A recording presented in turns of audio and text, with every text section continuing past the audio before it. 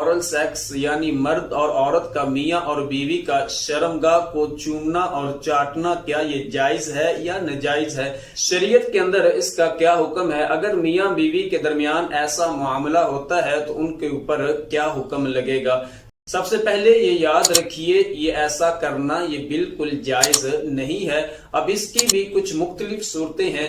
पहली सूरत ये है कि अगर तो शर्मगाह को सिर्फ चूमा तो ऐसा करना भी ये मकरूह है, नहीं करना चाहिए। और अगर इसी तरह अगर शर्मगाह को मुंह में लिया और मनी निकल आई और इसी तरह वो हलक से नीचे चली गई या मज़ी या वदी निकल आई और वो हलक से नीचे चली गई तो ऐसा करना ये नाजायज और हराम है।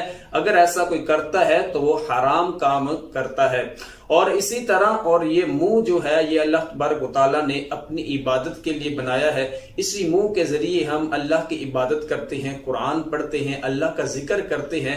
तो लिहाजा ये पाक मुंह है, इसको ऐसी गंदी जगह पर लगाना भी नहीं चाहिए। और वैसे भी साइंसी तौर पर तहकीक किया गया है कि ऐसा करना यानी शर्मगाह को मुंह में लेना, इसके बहुत सारे नुकसानात हैं और इससे बहुत सारी बीमारियां लाहिक होती हैं। तो लिहाजा ऐसा करने से बचना चाहिए। जो अल्लाह तबारक व तआला ने औरत को बनाया है, उसका जो मकाम बनाया है वो औलाद के हसूल के लिए बनाया है, ना कि अपनी ख्वाहिशात को पूरा करने के लिए बनाया है।